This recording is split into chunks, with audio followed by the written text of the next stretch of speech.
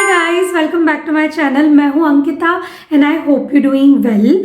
Thank you for clicking this video. So आज का video फिर से एक बार यहाँ नेदरलैंड से रिलेटेड होने वाला है और मैं आज आपके साथ शेयर करने वाली हूँ कुछ ऐसी बातें, कुछ ऐसी चीज़ें जो इंडिया से आने के बाद मुझे यहाँ एकदम शॉक में जिन्होंने डाल दिया था। मैं यहाँ से रिलेटेड और वीडियोस भी ऑलरेडी आपके साथ कई सारे शेयर कर चुकी हूँ जो अभी आपको यहाँ आई बटन पे दिख रहे होंगे। सो अगर अभी तक आपने उन्हें नहीं देखा है या आप यहाँ आने वाले और आप यहाँ के बारे में और चीज़ें जानते हैं जो आपको यहाँ रहने में हेल्प करें, तो आपको यहाँ आई बटन पे दिख रही इस प्लेलिस्ट में वो सारी चीज़ें नेदरलैंड्स गाइड के नाम से मिल जाएंगी और जो आपकी मदद भी कर पाएंगी। तो आज का ये जो वीडियो है, जैसा मैंने कहा कि बहुत इंटरेस्टिंग होने वाला है, सो पूरा देखिएगा एंड आई होप कि ये जो कल्चर शॉक जो मुझे एज ए इंडियन होने की वजह से यहाँ आने के बाद लगे, आपको भी स्पेशल लगेंगे और आपको मजा आएगा। तो बिना देर गवाए आज के इस वीडियो को स्टार्ट करते हैं। Let's get started. सबसे पहली चीज़ है वेदर। आई नो कि आप कहेंगे वेदर में शॉकिंग क्या है। जब तक हम इंडिया में होते हैं या जब तक मैं इंडिया में थी तो मुझे ऐसा लगता था कि हाँ, विदेश में ठंड बहुत पड़ती है और ठंड की वजह से होता होगा, ठंड का गर्म कपड़े पहनने होते होंगे, हीटर ऑन रखना होता होगा, ये करना होता होगा, वो करना होता होगा और इस तरह की बहुत सारी चीज़ें। यहाँ पे जब आप स्टार्टिंग में आते हैं तो आपको जो वेदर है वो बड़ा ही प्यारा और बड़ा ही लवली और उसके लिए बहुत सारे इंस्टाग्रामर वाले वर्ड आप यूज़ करते हैं। और जो भी यहाँ पहली बार आता है वो शुरुआत के 3-4 महीने अपने स्टेटस में, अपने पोस्ट में हमेशा यहाँ के वेदर, यहाँ के टेम्परेचर के बारे में बात करता रहता है और ये सोच के कि हाँ ठीक है, अभी ठंड है इसलिए है या थोड़े दिन का मौसम है, लेकिन ऐसा नहीं है। शौक ये है कि नेदरलैंड में मौसम हमेशा हमेशा हमेशा ठंडा होता है। कुछ ही सनी डे, कुछ ही समर के कुछ ही डेज ऐसे मिलते हैं जब आपको लगेगा कि हाँ गर्मी है, और गर्मी भी वो वाली गर्मी होती है जो हमारे यहाँ फरवरी मार्च में होती है। सो ये जो एक वेदर शॉक है ये बहुत बड़ा मिलता है। सेकंड है हेलो बोलने की आदत।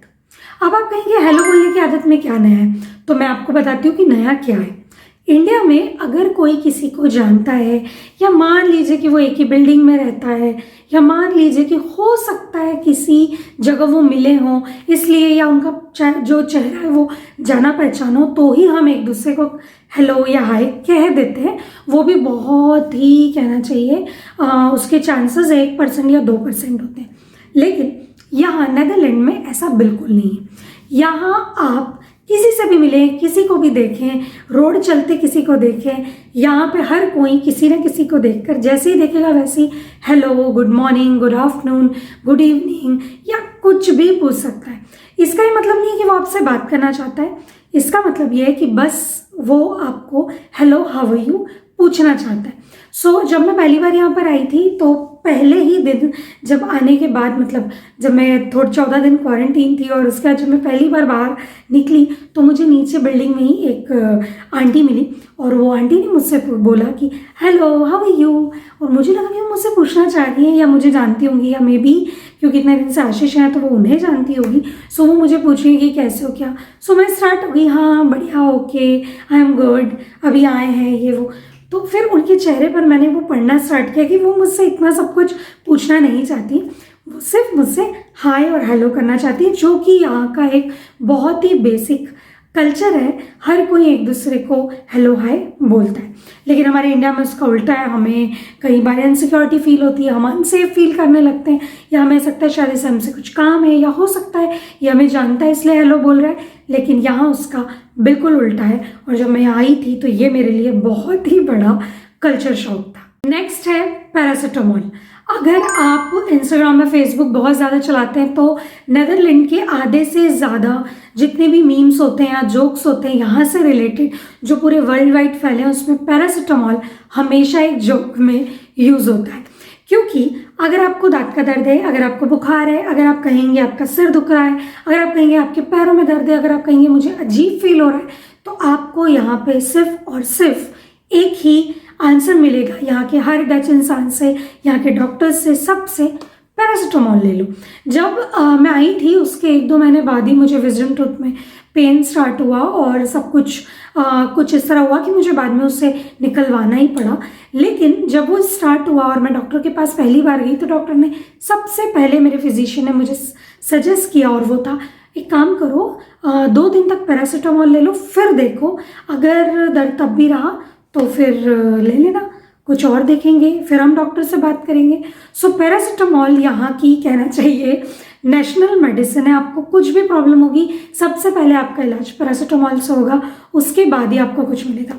सो पैरासिटामॉल ऐसी चीज़ है कि अगर मान लीजिए कि आपको मेडिकल जाने का टाइम नहीं है और रास्ते में बस में भी अगर आपका सिर दुख रहा है तो आप वहाँ कोई एक लोकल इंसान को पकड़िए और उसे कहिए मेरा सिर दुख रहा है, क्या आपके पास पैरासिटामॉल है, तो उसके 99% चांस है कि उसके बैग में पैरासिटामॉल पक्के से होगी। सो पैरासिटामॉल ये जो चीज़ है ये मेरे लिए बहुत ही यहाँ आने के बाद शॉकिंग थी। नेक्स्ट है क्रेडिट कार्ड को लेकर नफरत। यहाँ के लोग क्रेडिट कार्ड को सही नहीं मानते। बहुत ही कम लोग होते हैं जिनके पास आपको क्रेडिट कार्ड मिलेगा। यहाँ लोग कैश और डेबिट में भरोसा रखते हैं। क्रेडिट कार्ड उनके लिए एक जिम्मेदारी की तरह है, एक टेंशन की तरह है। सो अगर आप यहाँ पर किसी स्टोर पे जाएंगे या कहीं जाएंगे और अगर आप सोच रहे हैं कि आपके पास इंटरनेशनल क्रेडिट कार्ड है और आप उसे यहाँ आते से यूज़ कर लेंगे तो आपको क्रेडिट कार्ड की फैसिलिटी मिलना बहुत ही मुश्किल है। कुछ ही कोई बहुत ही बड़ा ब्रांड होगा या कोई बहुत ही ऐसी जगह होगी, एयरपोर्ट या कहीं, जहां आप आसानी से आपका क्रेडिट कार्ड यूज़ कर सकते हैं। बट नॉर्मली आपको आपका क्रेडिट कार्ड यूज़ करने को नहीं मिलेगा।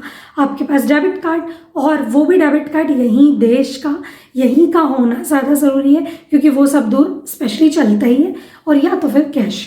इसके अलावा अगर आप सोच रहे हैं कि आपके पास क्रेडिट कार्ड है और आप उसका नेदरलैंड्स में यूज़ कर सकते हैं तो आप उसका यूज़ बिल्कुल नहीं कर सकते। लास्ट और सबसे ज़्यादा इम्पॉर्टेंट, और वो है कि यहाँ पे फादर्स डे हर वीक मनाया जाता है। अब आप सोचेंगे फादर्स डे हर वीक कैसे मनाया जाता है? फादर्स डे तो साल में एक ही बार आता है, लेकिन नेदरलैंड्स में वीक में आपको एक छुट्टी, स्पेशली वेडनेसडे के दिन अपने बच्चे के लिए कोई भी फादर ले सकता है। उसकी कोई किसी भी तरह की रोक टोक नहीं है। ये यहाँ के रूल में ही है।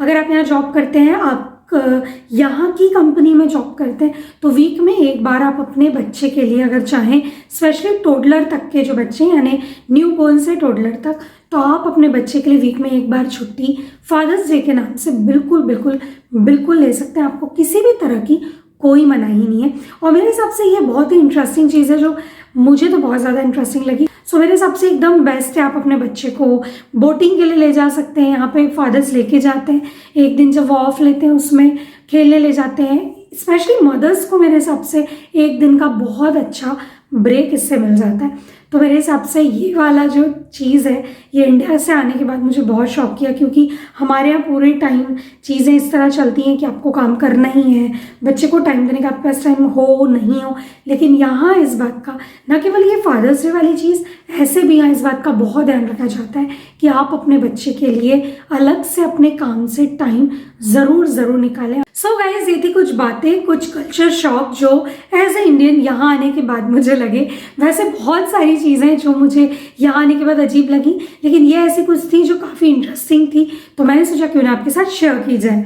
सो ये था आज का वीडियो। आई होप ये वीडियो आपको पसंद आया होगा। पसंद आया सो लाइक करना, शेयर करना और चैनल को सब्सक्राइब करना बिल्कुल मत भूलिए। अगर आपके यहाँ नेदरलैंड से रिलेटेड कुछ भी सवाल है, अगर आप यहाँ आने वाले हैं, घूमने आने वाले हैं, या आप यहाँ रहने आने वाले हैं, कुछ भी सवाल है, तो आप इंस्टाग्राम पर बेझिझक मुझे मैसेज कर सकते हैं। मैं वहाँ कोशिश करूँगी कि मैं और अच्छे से आपके क्वेश्चंस का रिप्लाई कर सकूं। बहुत सारे लोग आप में से मुझे कमेंट सेक्शन में चीज़ें बताते हैं, पूछते हैं, बट कई बार होता है कि वहाँ मैं पूरी बात नहीं लिख पाती हूँ। बहुत सारी चीज़ें होती हैं, उसके पीछे बहुत सारे रीजंस होते हैं। सो अगर ऐसे आपके कुछ भी क्वेश्चंस हैं तो आप मुझे मेल कर सकते हैं या आप इंस्टाग्राम पर मैसेज कर सकते हैं। मैं पूरी कोशिश करूँगी उनका रिप्लाई देने की और आपकी हेल्प करने की। तो नेक्स्ट व्लॉग वीडियो में हम बहुत जल्द मिलते हैं। अपना ध्यान रखिए, खुश रहिए, तब तक